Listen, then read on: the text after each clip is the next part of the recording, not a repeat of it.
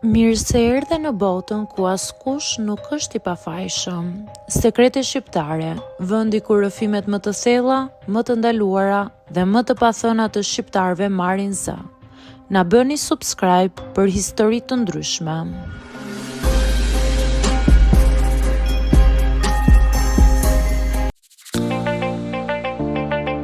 Jam 42 vjeçe, e divorcuar dhe jetoj në fshat. Nuk kam pasur një jetë të lehtë, por kam mësuar të mos ankohem. Kur ndava nga burri, mbeta vetëm me shtëpinë dhe tokën. Shumë veta menduan që nuk doja dal dot. Një grua e vetme nuk mund të mbajë gjithçka mbi supe. Por unë nuk dija të bëja ndryshe. Toka u bë gjithçka për mua. Ajo më mbante të zënë, më mbante të fortë, më mbante larg mendimeve. Çdo mëngjes zgjohem para se të zbardh mirë dita. Vesh rrobat e punës, lidh shamin dhe dal jashtë. Ajri i freskët, qetësia, era e dheut janë gjërat që më japin forcë. Kam punuar vetë për vite.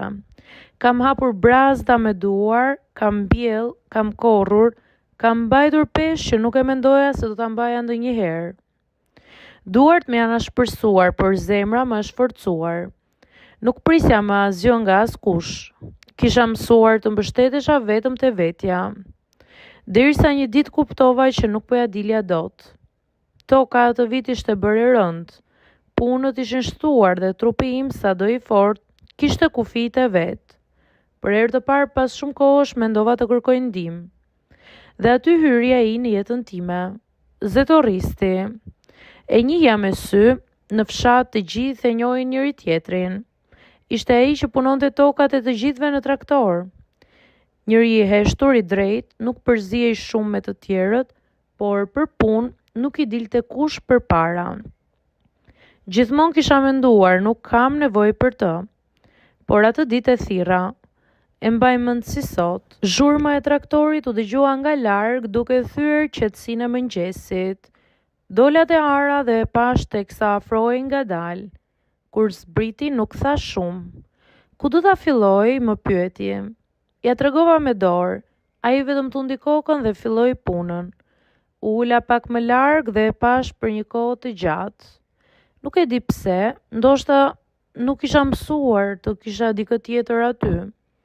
Ndoshta sepse mënyra si punonte kishte një qetësi që të tërhiqte. Çdo lëvizje ishte e sigurt, çdo kthesë e traktorit ishte e menduar. Nuk ishte thjesht punë, ishte përkushtim. Kur mbaroi zbriti dhe u afrua. Është tokë e mirë, më tha. Nuk e kam lënë kurrë pas dore. Ai më pa për një moment më gjatë se zakonisht. Duket që nuk e ke lënë pas dore. Ajo fjalë më mbeti në mendje. Nuk ishte ndonjë kompliment i madh, por ishte i sinqert. Nga ajo ditë filloi gjithçka pa e kuptuar. Në fillim ishte thjesht punë. E thërisja kur kisha nevojë, ai vinte, bënte punën dhe ikte. Por dal nga dal filluam të flasim më shumë. Në fillim për tokën, pastaj për motin, pastaj për jetën. I jepja një gotë ujë, ndonjëherë kafe.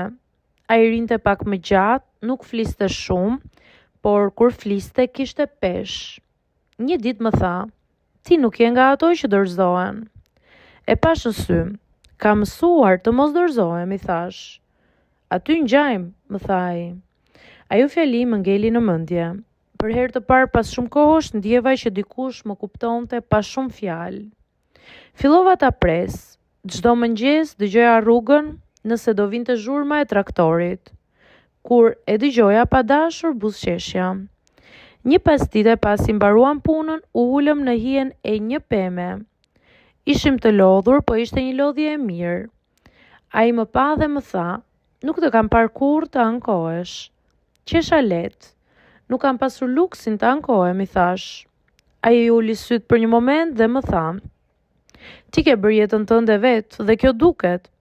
Ato fjalë më prekën më shumë se çdo gjë tjetër. Nuk isha mësuar të më shihnin kështu. Jo si grua e divorcuar, jo si ajo që punon tokën, por si dikush që ka vlerë. Dhe aty diçka ndryshoi. Nuk pati deklarata, nuk pati fjalë të mëdha, thjesht filluam të afrohemi. A i filloi të vinte edhe kur unë nuk e thërisja. Unë fillova të gjej arsye për ta parë.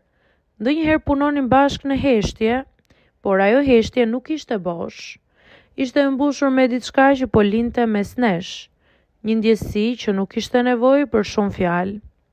Një ditë ndërsa po largoj, u kthye dhe më tha: "Nuk je vetëm, edhe pse nuk e thua." Nuk i ktheva përgjigje, por e ndjeva. Ishte shumë e vërtet.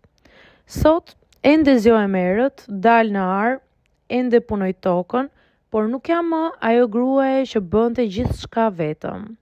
Sepse diku mes dheut, djersës dhe ditëve të gjata, gjeta diçka që nuk e prisja. Dikoj që nuk më pas si barr, por si krah. Dhe ndonjëherë dashuria nuk vjen me zhurmë, vjen qetë si një traktor që afrohet nga larg dhe ndryshon gjithçka pa e kuptuar. Mirë se erdhe në botën ku askush nuk është i pafajshëm. Sekrete shqiptare, vendi ku rrëfimet më të thella, më të ndaluara dhe më të pathëna të shqiptarëve marrin zë. Na bëni subscribe për histori të ndryshme.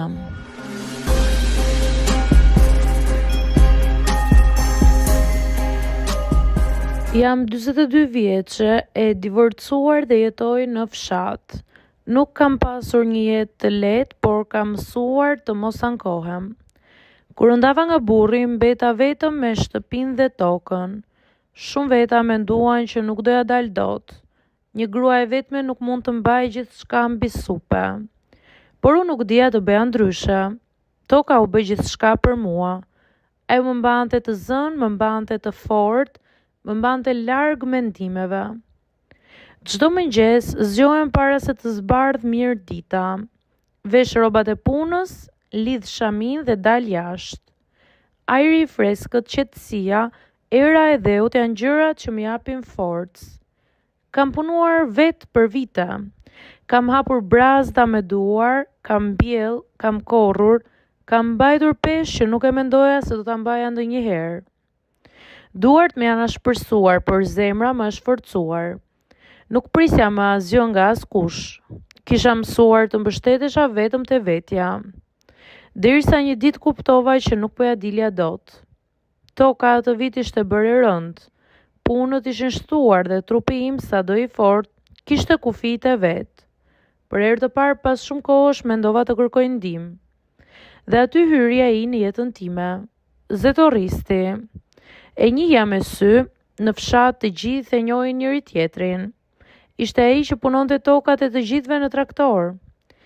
Njëri i heshtur, i drejtë, nuk përzihej shumë me të tjerët, por për punë nuk i dilte kush përpara.